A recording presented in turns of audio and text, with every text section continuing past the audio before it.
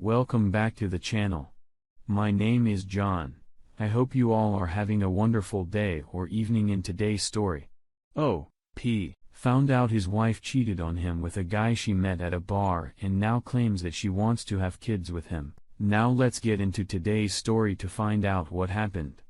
I'm 37, male, have been in a relationship with my wife, 35, for 15 years, and married for 5. We have 2 children ages 3 and 1. On December 13th last year, she met the AP at a bar about 2 blocks from our apartment. She had been in a state of depression for a while preceding this and was self-communicating with heavy alcohol abuse. She had gone to the bar for a drink and met the AP. They struck up a conversation, he listened to her troubles, and they exchanged phone numbers. He gave her some weed. She was too drunk and or high to drive the 2 blocks back to her apartment, so she called me. I had been calling her fairly frantically all evening as she had failed pick up the kids from daycare and had effectively vanished.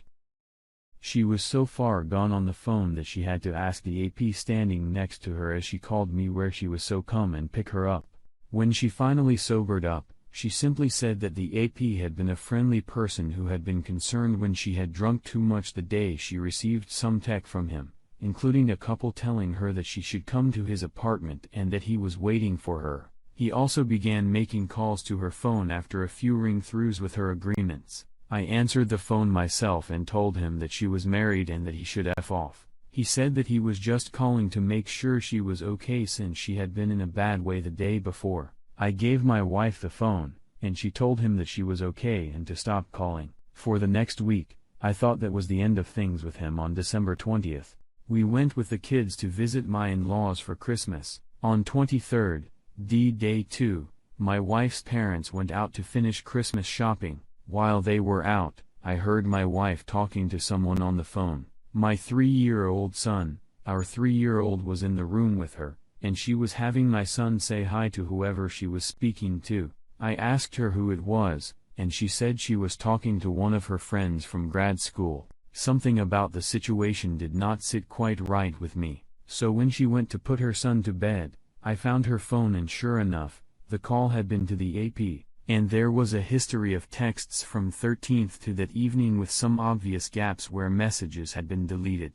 The most recent conversation was about our kids, including some photos of our children, and ended with the AP stating how much he would like my wife to have his baby. I confronted her immediately, and she burst into tears and asked me to please not leave her. What has followed has been 2 months of lies and false promises to end things. She has told me that she wants to be reconciled and then gone right back to the affair. She pays verbal homage to marital counseling, but only as a tactic to delay and to continue with him. She has shocked me with the casualness with which she can lie to my face. She has continued her behavior up until this very evening as I write this. She is with him at his house right now. This week, I'm going to be talking to a lawyer and initiating a divorce. It's astounding how quickly and how thoughtlessly she has discarded our lives together. I'm ashamed to have spent so much of my life with her. If it weren't for our kids, who I love with all my heart, I would count all 15 years with her as another waste. Oh,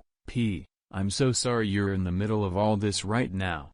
Please keep in mind one thing. You can be a super dad with or without your wife. You continue to be there for your kids, and your connection will grow stronger. As for the AP and your wife, let them live their fake fantasy. You are better than them both combined. The insincerity of their relationship will come to haunt them. She will come back, but you will be gone living and being a great dad. Good luck. Now let's get into today's second story. I've been married to my wife for a little over a year now. We've been together for almost 13 years. We have 2 children ages 2 and 6, and we have a problem. My wife seemed to be a happy woman, the life of the party, and a social beast, but she changed in the past few years. Her first pregnancy was really tough on her. And while giving birth to her oldest daughter, she developed trauma. She got into therapy again and slowly rebuilt her positive flow. Or so I thought during these times. I noticed that she stopped talking to me about her negative thoughts. If I admitted how much she hurt me with them, we had a second girl, and this time, she did feel it for about 3 or 4 months. Then the shame hit her that she hadn't felt this with her oldest girl, and in secret, she started having dark thoughts again. It turned out that her thoughts of suicide went from unwanted to welcome. We got married at the end of 2016, and it turns out that her feelings during that period were darker than ever before our marriage. She had met a man, a tattoo artist who was 15 years older and was working on her tattoo, something to remember her dark period and her strength, and was married himself. They started an affair 2 weeks after our marriage and met in secret until I caught her this January. While digging through her lies, as she didn't want to tell me the whole truth, I found out that she had been in contact with 3 other men. She had sex ed with 2, but only had deep and meaningful sessions with the last one. But weeks after that, she confessed to me that she had been very suicidal and that her meetings with that man felt like she could escape her reality and live in a bubble for a few hours. Nobody but me knew of her dark thoughts, and she had hidden her darkest drives even from me. We had a ton of arguments, but she told me she didn't want to lose me and that she loved me, that she made a mistake and that she was afraid that she was broken beyond repair. She had been seeing a therapist because she was suffering from burnout, but she had only told her 10% of truth when I demanded. She told the therapist everything. They told her that the case was too hard for her kind of therapy at the time. A verdict was still a postnatal depression that devolved into PTSD. A few weeks ago, she started with another clinic and they quickly stated that the verdict was wrong. PTSD didn't fit because she didn't have trauma and because her thoughts were welcome and not intrusive. She felt at peace when browsing online for ways to kill herself or deciding what music should be played at her funeral. Currently, the verdict is systemic depression, and she'll be starting treatment soon. But now for the hard part. We've spent 1.5 months trying to get past the fact that she had an affair. I was slowly giving you a place that didn't cause pain all the time. The betrayal was painful, especially because she was always the one who crucified people who did this and who started accusing me of having an affair the past year. I slowly got into a spot where I could manage, but 2 weeks ago, I confronted her with the fact that she had only shown remorse 2 times. That I felt as if I was fighting harder for this than her, that I felt as if I was the only one who had cheated and who was suffering while she was being angry and defensive. 247. She told me she felt it and that she would try, but 30 minutes later, she called me upstairs and told me it was over, that she loved me and the kids, but that her feelings were dead. Her trust was gone. I know the stress of being caught and having to hear that she has systemic depression is causing her to block her emotions, to go on the offense instead of admitting to what she did. But it feels as if she's making a decision while being in her darkest place, as remote from her true feelings as possible. She has agreed to go to couples counseling. We have our first session tomorrow, but I'm really looking for advice on how to handle her depression. She has already stated that she wants it to work out with all her heart, but currently has no faith that it will help. She's dead inside.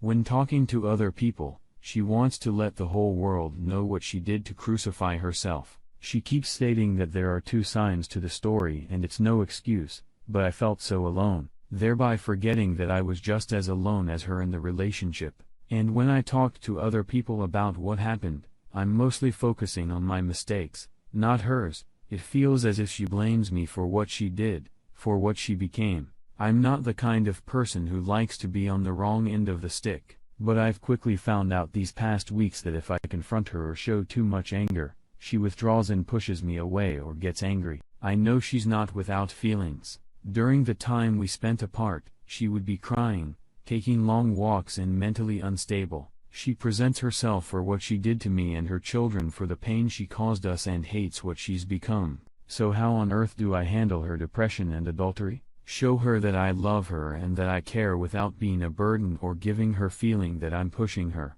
We've been living apart these past 2 weeks, and she keeps telling me that she does love me, but that the spark is gone, but she wants it to return. But in the meantime, she can't be around me. How do I cope with her aggression and defensiveness without losing myself? How do I show her that I'm not the man that I became? How do I make her understand that the burden of not being good enough or my wife wouldn't have preferred death was slowly eroding me? Update: so we had our first couples therapy a few hours ago, and it was an eye-opener. Yes, she is depressed and has severe issues. And no, that does not excuse her behavior. She told the two therapists and me bluntly that she lied to me when she had sex with me the past few weeks. She told me repeatedly that she would never be intimate against her will, but during that session, she told us that she felt obliged to do it because of her mistake. Hearing that she lied about something as primal as this, even though I asked her and never forced her, angered me tremendously. Yes. She feels shame, but not guilt.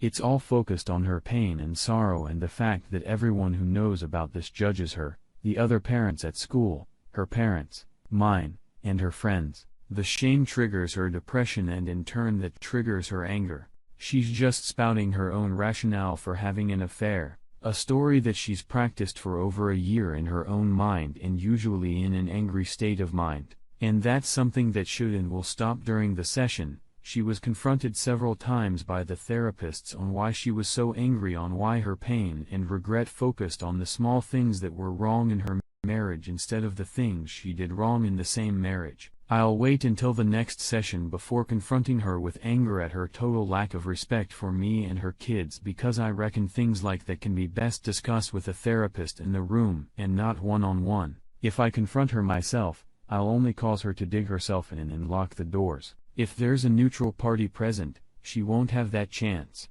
Yes, I still think there's a chance that we can save this, and that's still what I want, but there has to be respect from both sides. I'm not someone to pick a fight with the mother of my children, the woman I still love, but she has to understand that if she walks, it's the end. She does not get to decide if we remain friends. She does not get to decide if and how I heal myself. If she walks out of this, she loses me. I'll remain civil for the kids, take care of the finances, and scrub her out of my life. There will be no bond between us, and I'll use every part of my energy to rebuild my life and be there for the kids. She doesn't get to decide if she'll be a factor, and I do. I'm really sorry about what you're going through. For the past 6 years, you exhausted yourself trying to fix someone who doesn't want to be and isn't responding to your efforts at all. You are bearing all the emotional weight of your relationship. I know that she has depression and clearly has some deep mental health issues, but depression doesn't cause someone to treat their partner badly or cheat on them. Every single act of disrespect and unkindness is a choice that she makes. If staying is what you want, at least take care and look after yourself more. Get in tune with how much this whole thing is affecting you and be a better version of yourself, so if she finally decides to move on regardless, you would know you've tried your very best. I wish you all the best with your situation. Oh, P. Thank you for taking the time to listen to today's story. If you enjoyed listening, please feel free to like and subscribe if you haven't already. Also, comment below